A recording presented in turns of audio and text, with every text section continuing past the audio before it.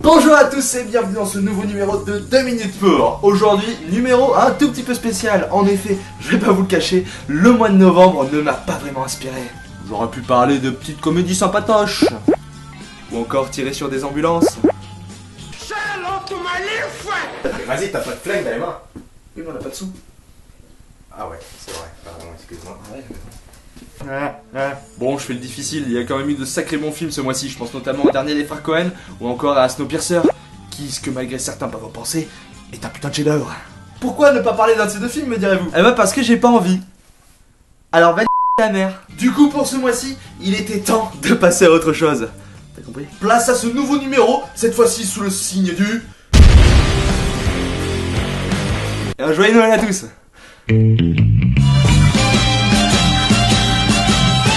Du coup, chers amis, aujourd'hui j'ai entre 2 et 5 minutes. Voilà, je prends plus de risques, comme ça je suis peinard. Pas de... Pour vous convaincre d'aller voir un film que vous avez déjà tous vu. En effet, parce qu'il est de bon temps en cette période de fin d'année de jeter un dernier coup d'œil dans le rétroviseur quand on vient d'écraser une mémé pour être sûr qu'elle est bien clamsée. Aujourd'hui, j'ai donc décidé de vous parler d'un film culte à base de DeLorean. Et comme le dirait le Big Boss, Bruce Springsteen. Do I have to say his name? Do I have to say his name? Retour vers le futur, réalisé en 1985 par le génialissime Robert Zemeckis et produit par le non moins génialissime Steven Spielberg. On retrouve dans les rôles titres le super Michael J. Fox. Oh dur, c'est pas le pied. Et le délirant Christopher Lloyd. Eureka! Étant donné que tout le monde a déjà vu et adore le film, je pense qu'il est préférable pour moi de me concentrer plutôt sur les fans qui le composent. Franchement, moi j'ai pas du tout aimé le film, franchement. T'as pas aimé? En tout. Mais ta gueule! Il est assez simple de reconnaître un fan hardcore de Retour vers le futur. Fan dont je ne fais pas partie, bien évidemment. C'est globalement la seule personne que l'on peut trouver un matin devant sa fenêtre en train de te faire ça. Qu'est-ce que tu fais? Normalement, d'ici 15 minutes, il y a la DeLorean qui devrait passer au niveau de...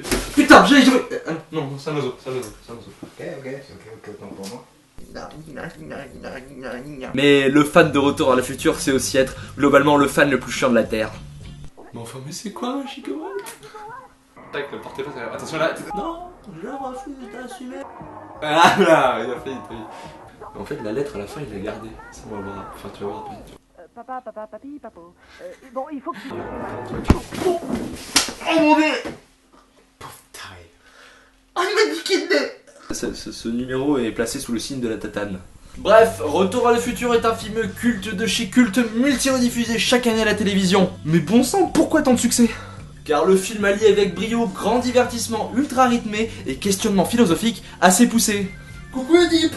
Et malgré tout le merdier qu'implique de faire un film sur le voyage dans le temps, la trilogie Retour vers le futur arrive à rester d'une cohérence assez hallucinante dans le genre. Alors, monsieur, excuse-moi de vous couper. Pour vous les fans, vous savez bien que dans l'épisode 2, Marty va dans le futur pour pouvoir se sauver. Mais vous savez bien qu'il n'y aura pas de futur lui parce qu'il est toujours dans la voiture. Donc, il n'y a aucune cohérence. Tu sais que tu commences très doucement à me les mettre menus, toi. Je préfère que tu sois au courant quand même parce que... Ok, bah je fais ça. Et encore s'il reste... Oh putain, je peux le faire!